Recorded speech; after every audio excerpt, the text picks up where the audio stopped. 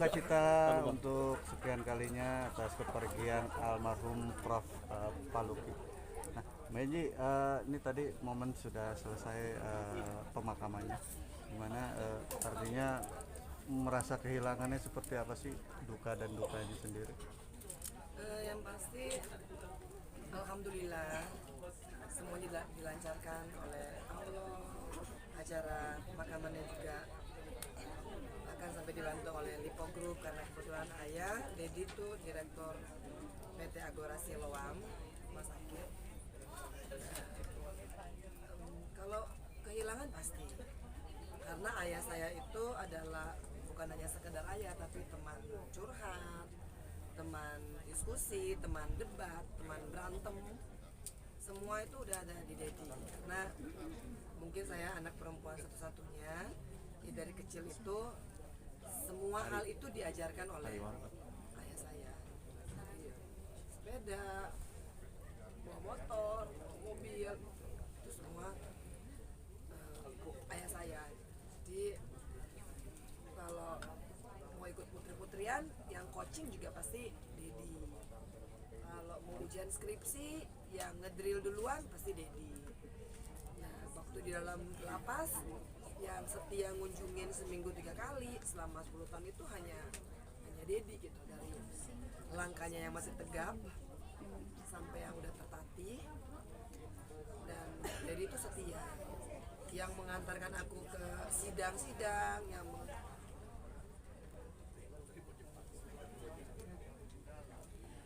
mengantarkan aku ke KPK, ke sidang-sidang sampai ke lapas. Itu adalah ayah saya. Jadi tidak pernah dia itu kehilangan waktu untuk mendampingi saya. Jadi kalau mau dibilang kehilangan, pasti sangat kehilangan. Mbak Enji, sebentar lagi kan momen hari kelahiran Mbak Enji nih. Nah, artinya beliau sudah tidak bisa menemani di momen hari kelahiran Mbak Enji. Gimana Mbak Enji? Sesungguhnya aku sudah bersyukur ya Allah mengabulkan doaku untuk bisa bebas dalam keadaan mami papi sehat. Cuma memang ada satu kerinduan aku untuk bisa merayakan ulang tahun bersama Dedi. Tapi mungkin itu belum rezeki aku. Tapi aku sedih karena memang terakhir waktu sedang mengantarkan Dedi ke rumah sakit, Dedi cuma nanya, Ji, jadi kamu mau ulang tahun di mana? Terus Eji bilang, kayaknya kalau ke Manado agak susah deh, Ded. Cuma, dan Dedi udah nggak ngejar lagi. Biasa kan kalau gitu pasti critical thinkingnya kan kenceng ya Dedi ya, dia nanya kenapa lah, alasannya begini, alasannya, tapi itu dia hanya diam aja dan udah ternyata ya mungkin itu belum rezeki aku. Tapi Mbak Inji, ada rencana mau merayakan di mana bersama almarhum sebenarnya, selain kemana? Jadi mungkin sedang mengatur untuk ulang tahun di Manado sekaligus Natal bersama keluarga besar Sondang. Ya. Tapi aku yakin pasti Dedi di ulang tahunku nanti pasti akan tetap melihat gitu dari atas. Sangat ya. Terus saya punya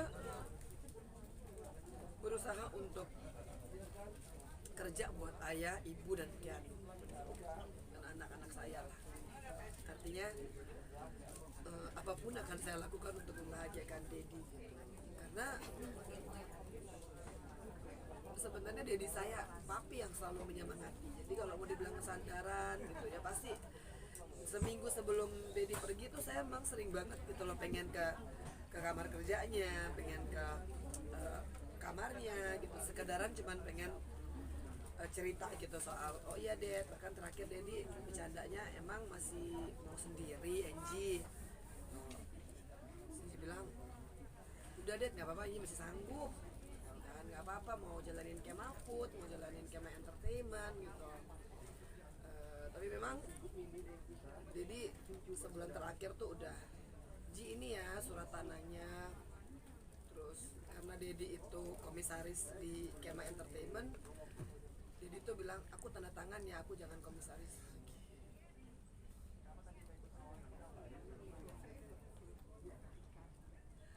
Udah harus Enji yang pegang ya, jangan Dedi lagi gitu. Dan itu ditandatangani hari Kamis, berarti 3 hari sebelum Dedi meninggal. Jadi Dedi itu udah seperti mempersiapkan begitu semuanya.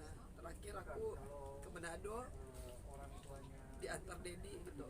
Ini ada, ini Anji, ini rumah Dedi gitu. Karena aku mungkin nggak mengikuti perkembangan selama 10 tahun. Jadi Dedi langsung oh yang ini terus ketika ke Jakarta pun Dedi bawa surat-surat tanahnya gitu. Dan surat wasiat. Jadi nggak pernah bicara. Jadi cuma tanya, emang kamu masih mau sendiri aja? Jangan terlalu capek kerja Ji. Karena Dedi masih dapat gaji kok dari apa sebagai direktur. Jadi nggak mau membebani Dedi. Tapi Enji selalu bilang enggak deh. Pokoknya apapun itu rezekinya Enji itu rezekinya Dedi juga. Ya, kehilangan lah karena biasa pagi-pagi ada yang ngerecokin gitu kan. Sarapan aku udah belum gitu kan. Oh iya bentar lagi deh. Mau apa? Mau scramble egg, mau toast gitu. Atau enggak cuma sekedaran ngobrol di dapur. Kehilangan teman yang WA gitu kan. Tapi kalau ada berita tuh semua pasti Dedi tuh yang selalu kirim berita lah, soal apalah, semua pokoknya itu enak banget. Ntar aku pulang kerja, Dedi pasti udah nungguin. Jadi karena aku masih tinggal di rumahnya Dedi kan, jadi aku sering gitu kalau bersama-sama. Baik Ji, trauma nggak sih ketika Dedi meninggal sama persis suami? Ada rasa trauma tersendiri? Bermohon kepada Allah nggak lihat lagi. Memang ayah beratnya karena kan runtutannya itu hampir mirip ya. Cuman kalau Dedi itu emang udah minta ke rumah sakit. Mau ke rumah sakit tetap kekeh aku alihin, mau pergi belanja, mau ke tinggal di hotel, tetap kekeh untuk di rumah sakit. Dan prosesnya sakratul mautnya juga hampir sama dengan Mas Aji. Jadi ketika sakratul mautnya Dedi, saya udah nggak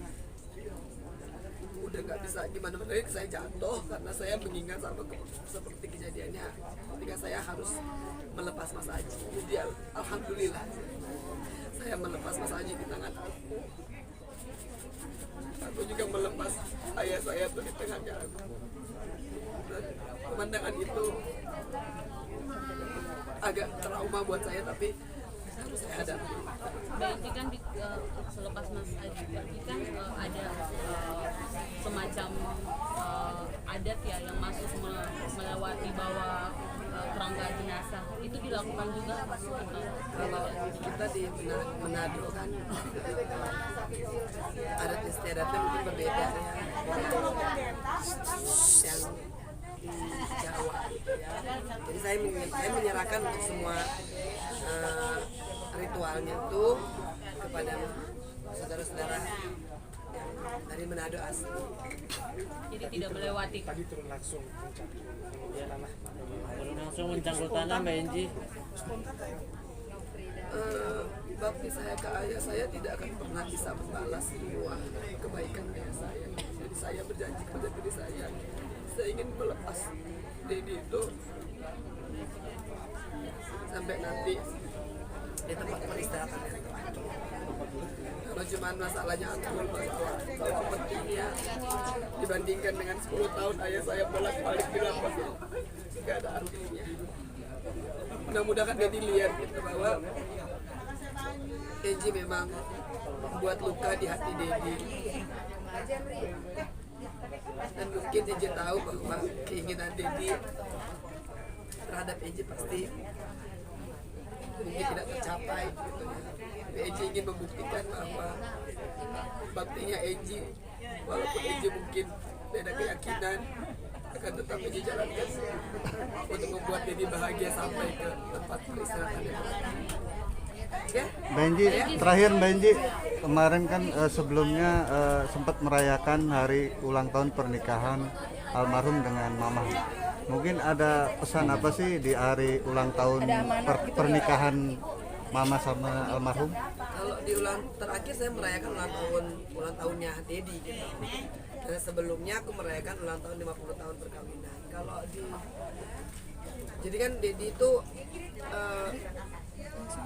kakak saya meninggal. Berarti kakak ipar saya menjadi seorang janda, terus saya juga ditinggal suami gitu. Pada ulang tahun perkawinan ke-50 ketika Dedi mengucapkan janji nikahnya ke Mami lagi gitu.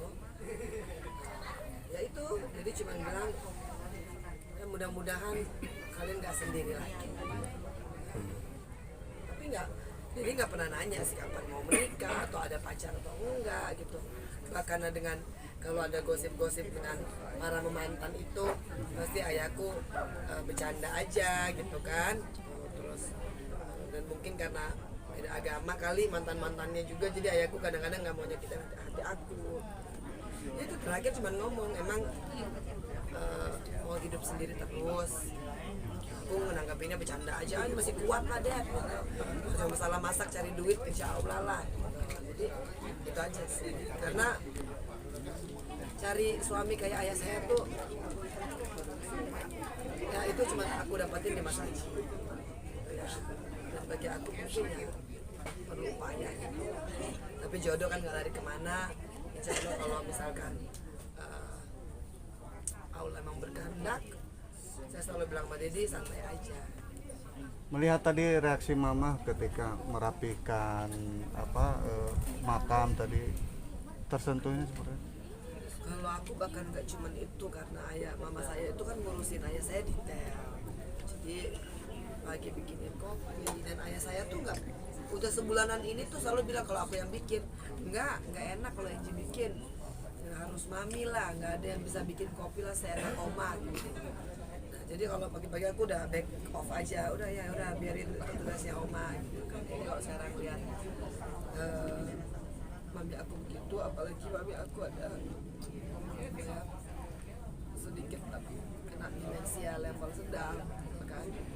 Jadi setiap pagi pasti aku sedih, tapi aku berusaha meyakinkan diriku bahwa memang Dedi itu udah betul-betul memberikan terbaik juga buat Oma. Mungkin Dedi merasa kalau sesungguhnya kan serangannya mungkin udah hari Jumat karena ayah saya udah agak susah jalan di hari itu. Jadi ayah saya merasa bahwa dia kena sleeping paralysis, artinya kelumpuhan, dan mungkin Dedi merasakan kalau opa saya ada riwayat stroke. Dan Dedi kan udah pernah kena stroke ringan. Dan mungkin yang udah takdirnya Allah kalau Dedi masih ada dan stroke, masih dalam keadaan begini, gitu, pasti kan Dedi berpikir jadi beban buat Dedi. Dedi mengakhirinya dengan gak mau ngerepotin Eji sama sekali. Luar biasa. Kalau aku tarik lagi dengan melihat kondisi mami aku gitu kan, terus mungkin Dedi dengan kelemahan fisiknya karena papi tuh otaknya tuh mau jadi A, B, C, D, F, G, sementara fisiknya memang terakhir cakap ada hipertensi, ada kolesterol, ada gula gitu kan. Jadi mungkin Dedi gak mau ngerepotin aku. Oke. Baik, terima kasih. Terima kasih. Terima kasih.